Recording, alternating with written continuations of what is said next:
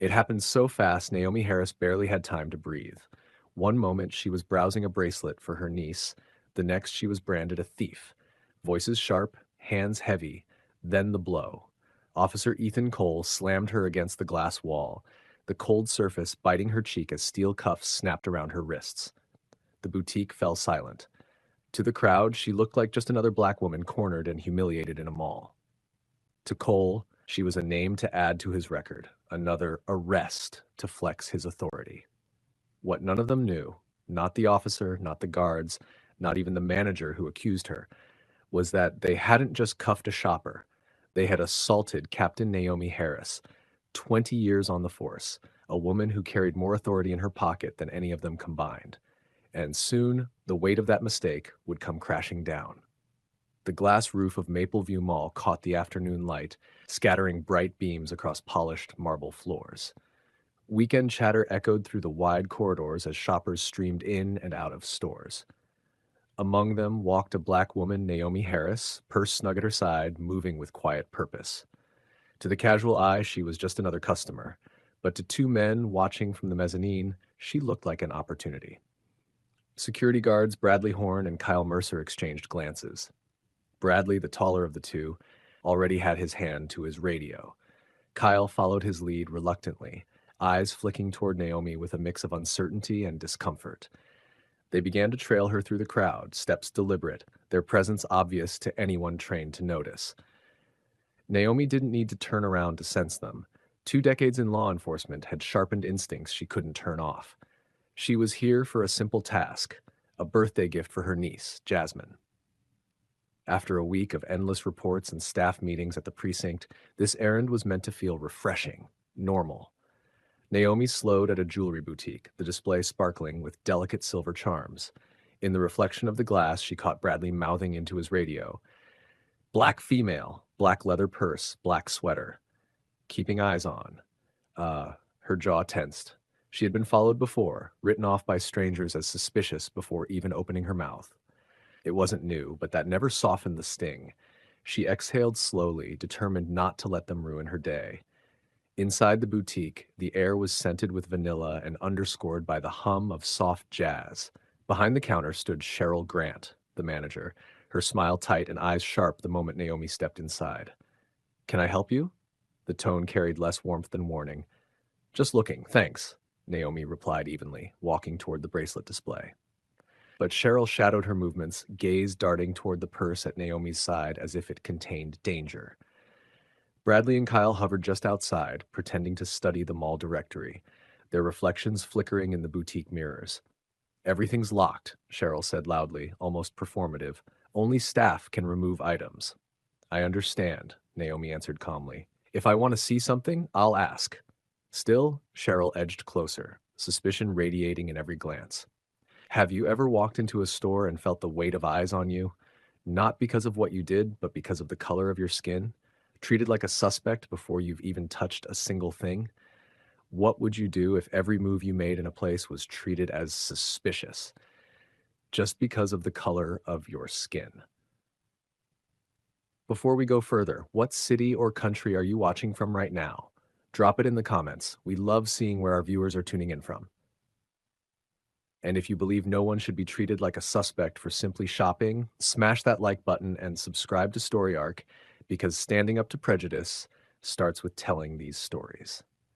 Naomi ignored it, focusing on the silver butterfly charm bracelet Jasmine had been hinting about for weeks.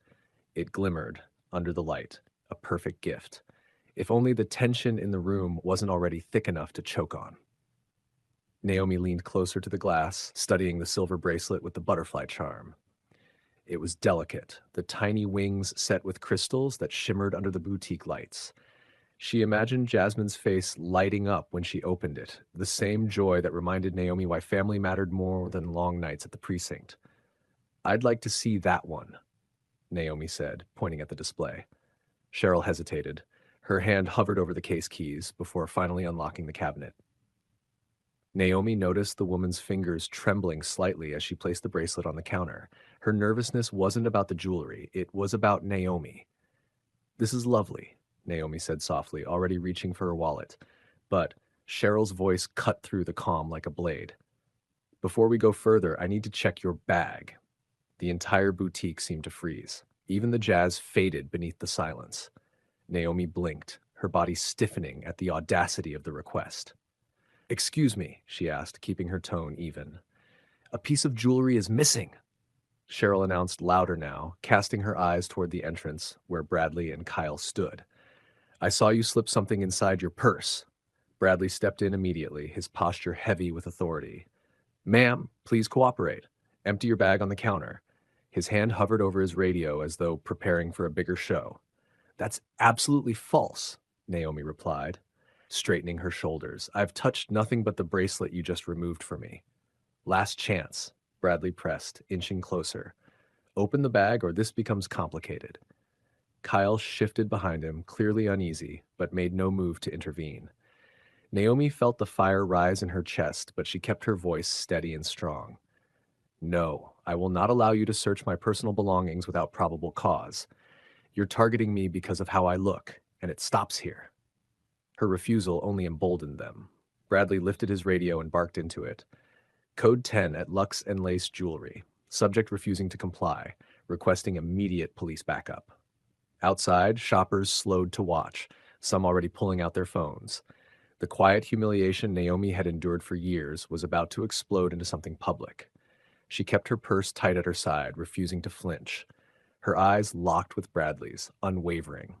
"You're making a very serious mistake," she said firmly. And then the sound of heavy footsteps echoed closer. The backup was on its way. Within minutes, the boutique doors swung wide and in strode Officer Ethan Cole, his badge glinting under the fluorescent lights. His entrance carried no urgency of protecting the public, only the swagger of a man who enjoyed the performance. The crowd outside leaned in, phones lifted, recording every second. "What's the problem here?" Ethan boomed, his gaze sweeping the room before locking onto Naomi. His hand rested casually on his holstered weapon, the gesture intentional, meant to intimidate. Cheryl practically rushed toward him. "She won't let us check her bag. A bracelet went missing." Ethan cut her off with a smirk. "Always the same story, isn't it?" His eyes bored into Naomi with a mixture of disdain and anticipation. Naomi straightened her back, steadying her voice.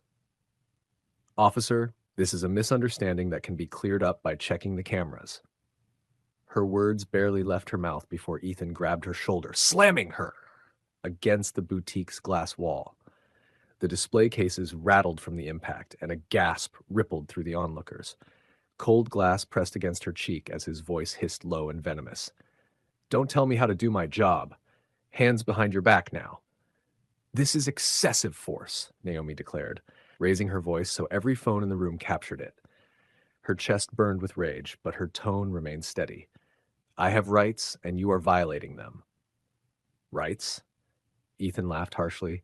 He yanked her arms back and snapped cold metal cuffs around her wrists. Far too tight. "You've got the right to keep quiet while I add resisting arrest to your charges."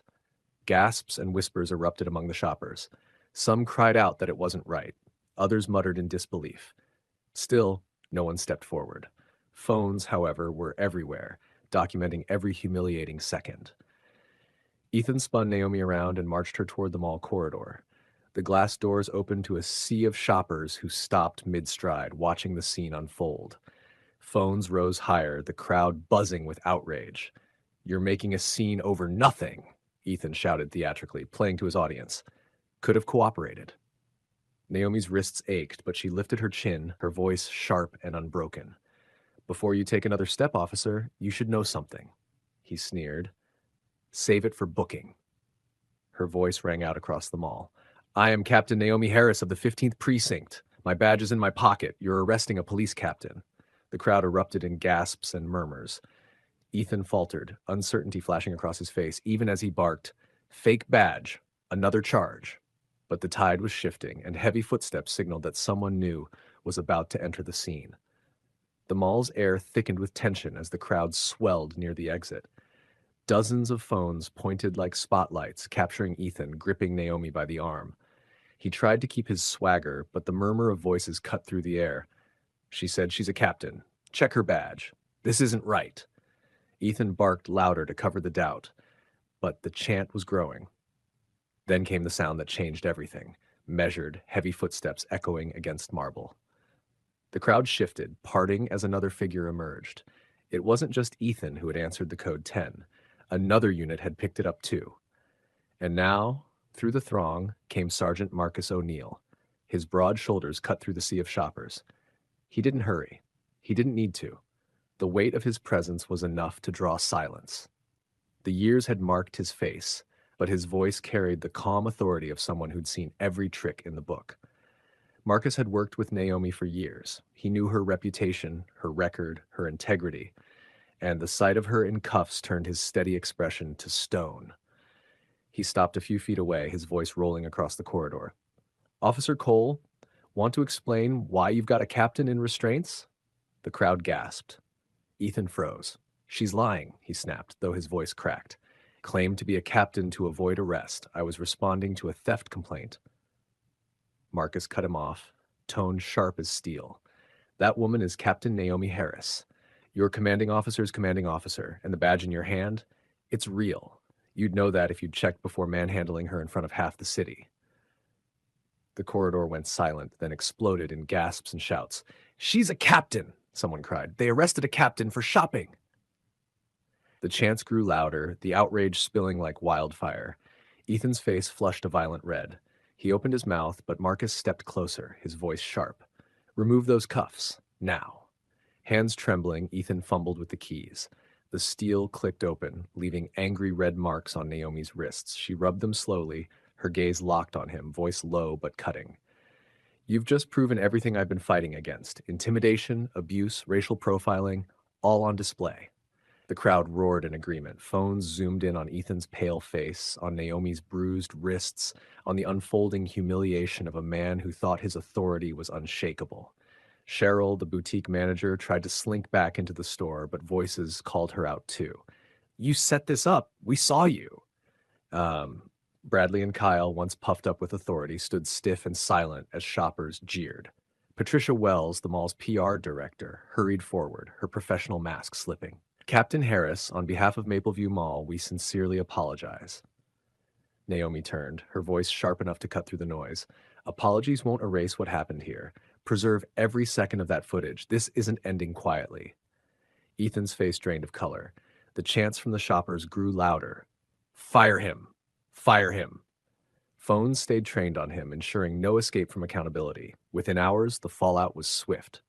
Officer Ethan Cole was suspended without pay and placed under investigation. Guards Bradley and Kyle were terminated immediately for racial profiling. Cheryl, the boutique manager, was fired for targeting customers based on race. Mapleview Mall's management faced citywide scrutiny, their security contracts frozen, pending review. What was meant to humiliate Denise had instead unmasked a system of arrogance and bias, and as chants of "justice, justice" shook the air, Captain Carter stood tall, vindicated, and unbroken. If you believe every one of them, from the officer who abused his badge to the manager who weaponized her prejudice, got exactly what they deserved, hit that like button and subscribe to Story Arc. Because true justice isn't just about freedom, it's about accountability.